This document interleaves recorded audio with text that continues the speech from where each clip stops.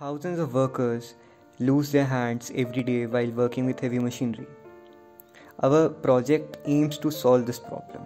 So, whenever a person is about to touch a moving part of a machine, our glove detects it and stops the accident from happening. We are using proximity sensors, some radio modules, and our product is wearable so that worker can work easily in his environment without any hassle, and still his safety is ensured. This is a simulation of our project done in Proteus software. As you can see, there are two different circuits wirelessly connected. One is a transmitter circuit, other one is the receiver circuit.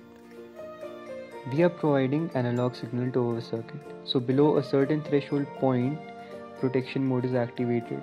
When protection mode is activated, the machinery stops working. And above the threshold point, normal mode is activated and the machine keeps on working. That's about it.